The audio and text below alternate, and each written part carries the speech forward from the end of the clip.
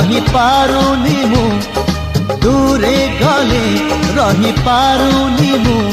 तो लागी 16 बयसी